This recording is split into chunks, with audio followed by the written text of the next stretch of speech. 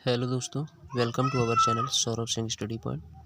आज के लेक्चर में कंप्लीट करेंगे ट्रांसफार्मर के बारे में। देखिए, बहुत ही इम्पोर्टेंट टॉपिक है ट्रांसफार्मर, जो कि यूपी बोर्ड क्लास 12 में बहुत बार पूछा जा चुका है और 2023 के लिए भी बहुत इम्पोर्टेंट है।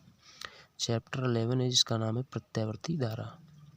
तो इसमें समझेंगे आज सिद्धांत। देखिए, ट्रांसफार्मर का सिद्धांत क्या होता है तो उसके बारे में जानेंगे। ट्रांसफार्मर अन्योन्य प्रेरण के सिद्धांत पर कार्य करने वाला एक ऐसा साधन है जो धारा के विभव को परिवर्तित करने के काम आता है।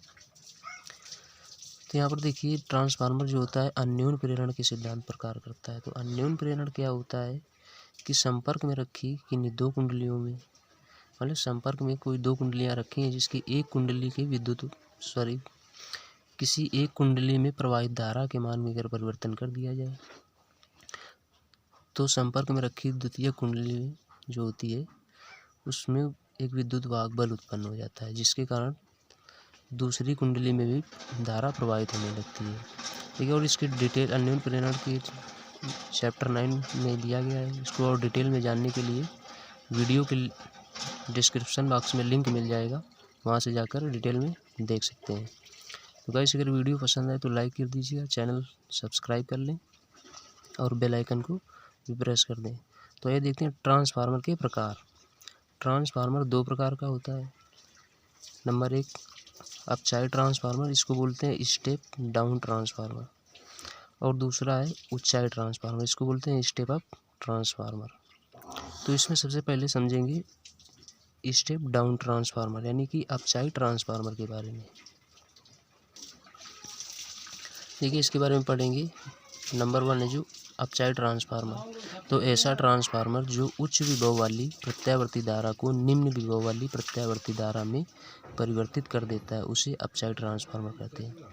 अपचाई ट्रांसफार्मर क्या करता है कि जो उच्च विभव वाली प्रत्यावर्ती धारा होती है उसको निम्न विभव की प्रत्यावर्ती धारा में परिवर्तित कर देता है, उसी को बोलते हैं अपचाई ट्रांसफार्मर। इसमें देखिए, दो कुंडलियाँ होती है, एक प्राथमिक कुंडली, एक द्वितीयक कुंडली, जिसके बीच में नर्म लोहे की क्रोड को लगाया जाता है।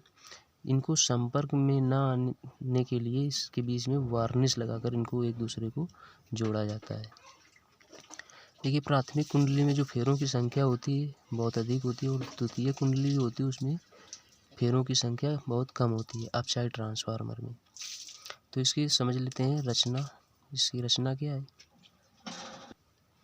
ये देखिए अपचाई ट्रांसफार्मर की रचना विधि। तो इसमें क्या होता है, इसमें नर्म लोहे की पत्तियों को एक के ऊपर एक रखकर बनाया गया है। एक आयताकार अथवा गोलाकार पटलित क्रोड होता है। ये पत्तियां एक दूसरे को स्पर्श न करें, जिससे क्रोड में भंवर धाराएं कम उत्पन्न हो और वैद्युत धारा का ह्रास कम हो। इस क्रोड पर तांबे के तार की अलग अलग दो कुंडलियां लपेटी जाती हैं। ये कुंडली एक दूसरे से तथा लोहे की प्लेटों से पृथक्कृत रहती हैं। इन कुंडलियों को देखिए, और आगे दिया गया, इन कुंडलियों में से एक तांबे के तार को प्राथमिक कुंडली में अधिक फेरे तथा द्वितीय कुंडली में कम फेरे होते हैं। आइए समझते हैं next second number step up transformer, जिसको बोलते हैं ऊंचाई ट्रांसफार्मर। देखिए, ऊंचाई ट्रांसफार्मर क्या होता है, स्टेप अप ट्रांसफार्मर ऐसा ट्रांसफार्मर जो निम्न विभव वाली प्रत्यावर्ती धारा को उच्च विभव वाली प्रत्यावर्ती धारा में परिवर्तित कर देता है, उसे ऊंचाई ट्रांसफार्मर या स्टेप अप ट्रांसफार्मर कहते हैं। तो क्या करता है स्टेप अप ट्रांसफार्मर, निम्न विभव वाली प्रत्यावर्ती धारा को उच्च विभव वाली प्रत्यावर्ती धारा में परिवर्तित कर देता है। जैसा आप देख रहे हैं फिगर में, प्राथमिक कुंडली और ये देखिए द्वितीय कुंडली। प्राथमिक कुंडली और द्वितीय कुंडली के बीच में नर्म लोहे की क्रोड को लगाया जाता है। नर्म लोहे की क्रोड को पत्तियों को एक दूसरे के ऊपर रखकर लगाया जाता है। इनके बीच क्या है, इनको एक दूसरे को संपर्क में ना आए, इसलिए इनके बीच वार्निश लगाकर रखा जाता है। तो इसमें प्रथम कुंडली में देखिए क्या है, फेरों की संख्या कम रहती है और द्वितीय कुंडली में फेरों की संख्या प्रथम कुंडली की अपेक्षा बहुत अधिक होती है। तो आइए समझते हैं ऊंचाई ट्रांसफार्मर की रचना विधि। ये देखिए ऊंचाई ट्रांसफार्मर की रचना विधि। इसमें नर्म लोहे की पत्तियों को एक दूसरे के ऊपर रखकर बनाया गया है। इस आयताकार अथवा गोलाकार पटलित क्रोड होता है। ये पत्तियां एक दूसरे को स्पर्श ना करें, इसलिए इनके बीच वार्निश लगाकर इनको चिपकाया जाता है, जिससे क्रोड में भंवर धाराएं कम उत्पन्न हो। देखिए भंवर धाराएं उत्पन्न हो जाती हैं, जिससे विद्युत धारा के मान में बहुत ह्रास हो जाता है, मतलब विद्युत धारा कम हो जाती है। इस क्रोड पर तांबे के तार की अलग अलग 2 कुंडलियां लपेटी जाती हैं। ये कुंडलियां एक दूसरे से लोहे की प्लेटों से पृथककृत रहती हैं। कुंडलियां जो होती हैं